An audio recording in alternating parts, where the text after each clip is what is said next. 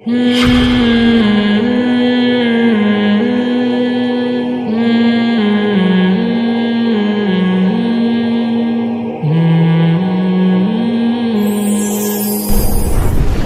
Topic ایتھیس پہ آپ پیچھے پڑ جاتے ہو. پھر وہی بھائی سارا مسئلہ ہی یہی ہے.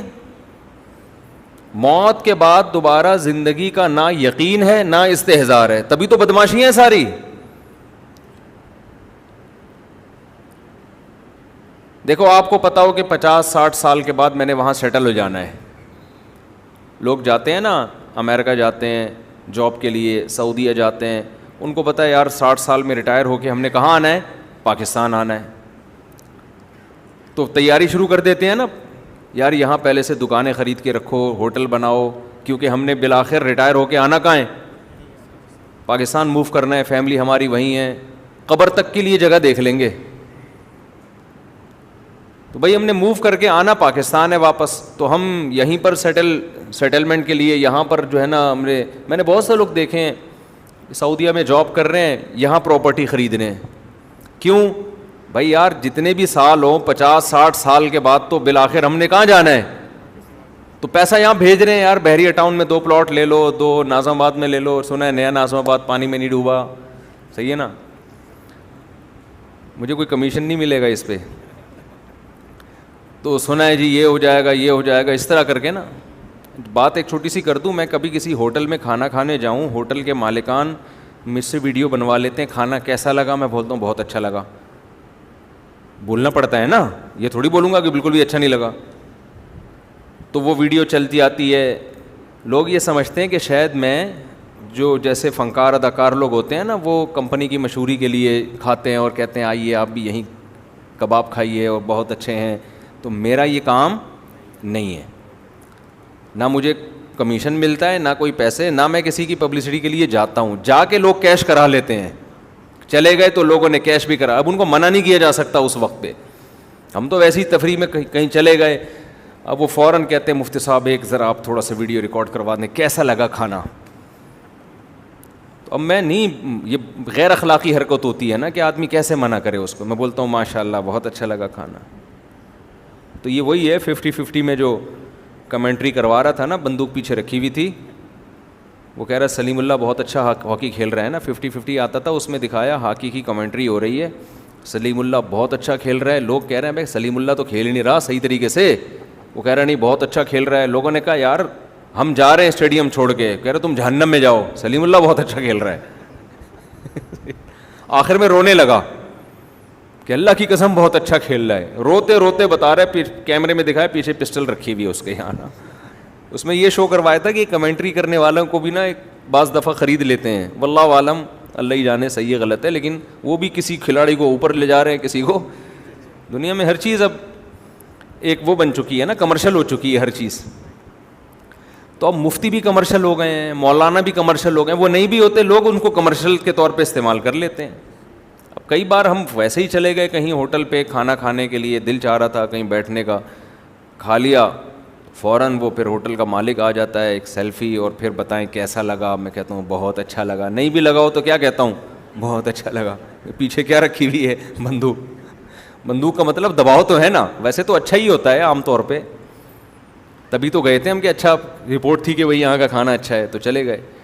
تو اس میں آپ بدگمان نہ ہوں کہ مفتی صاحب نے کوئی کمیشن لیا ہے یا مفتی صاحب کی کوئی پارٹنرشپ ہے ہوٹل والے کے ساتھ کہ میں اس کو پروموٹ کروں گا, آدھے پیسے تیرے آدھے میرے. ایسا کوئی کہانی نہیں. میرا کوئی بزنس پارٹنر ان چیزوں میں نہیں ہے. بزنس ہے میرا, لیکن وہ بالکل چینل سے اور مذہب سے اور ان چیزوں سے ہٹ کر ہے. اس کو میں کہیں کبھی بھی بیان کے دوران تذکرہ بھی نہیں کرتا. اس لیے نہیں کرتا کہ ان چیزوں میں اس کو کیش نہیں کرانا چاہتا. میں نے جو کمپنی بنائی تھی بہت پہلے, اس کا نام بھی اپنے نام پہ نہیں رکھا, اس لیے کہ میں نے کہا یار میرا نام دین کے حوالے سے مشہور ہوا ہے, میں اسی کو میں کمپنی بنا کے اس کا بزنس کرنا شروع کر دوں. بالکل ایسا نام رکھا ہے, آپ کو کبھی دماغ بھی نہیں جائے گا کہ مفتی صاحب کی کمپنی ہے. ٹھیک ہے نا, ایسا نام رکھا ہے. تو تبھی وہ چل نہیں رہی. یعنی چل تو رہی ہے لیکن ایسے نہیں چل رہی جیسے کمپنیاں چلتی ہیں. اس سے یہ کہ پان گٹکے کا خرچہ نکل آتا ہے. تو خیر تو قرآن میں جو بار بار کہتا ہوں نا، موت کے بعد زندگی، ملحدوں پہ رد کرنا شروع کر دیتا ہوں، لبرل لوگوں پہ رد کرنا شروع کر دیتا ہوں. بھائی مسئلہ ہمارا سب سے بڑا یہی ہے، آخرت پر یقین استحضار ہو جائے نا تو ہمارا لائف اسٹائل خود بخود چینج ہو جائے گا. دنیا کو مسافر خانہ سمجھنے کے لیے تیار ہی نہیں ہو رہے ہیں.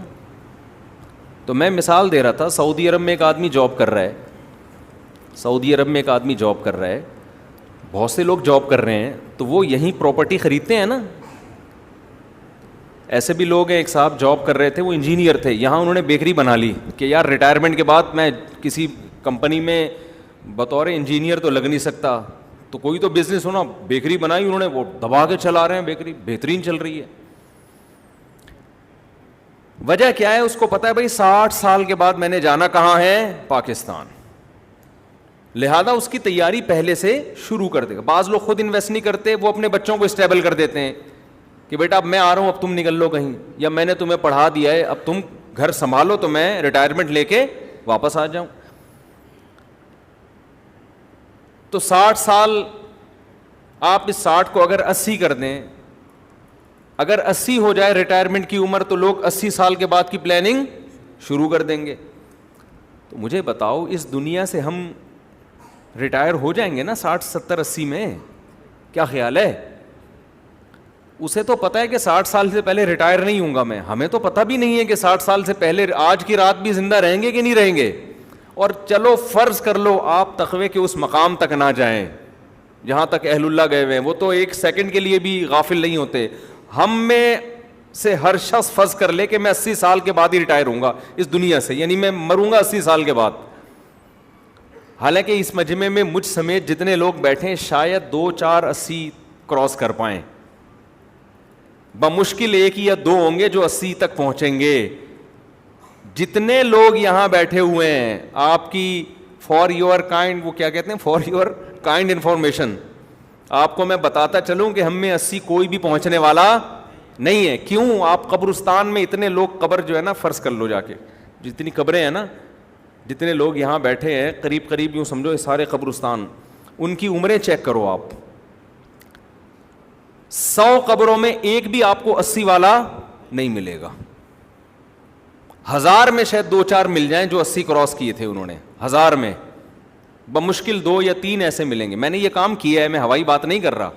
قبرستان میں میں نے سروے کیا ہے کہ یار یہ قبر پہ جو تختیوں پہ جو ایج لکھی ہوئی ہے کہ کتنے سال میں ان کا انا للہ ہوا تھا، تو 70 75 40 35 30 65، بہت زیادہ 71 72، بہت تھوڑے 71 72 کے ملیں گے.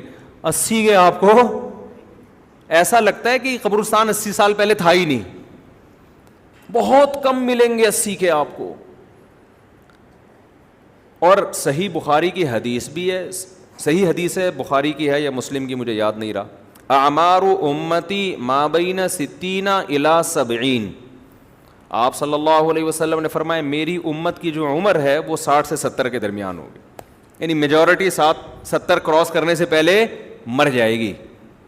یہ نبی نے 1400 سال پہلے فرمایا تھا، اور قبرستان میں جا کے دیکھ لو آپ کو یہ حدیث آج بھی بالکل نظر آئے گی کہ بالکل نبی نے صحیح فرمایا تھا.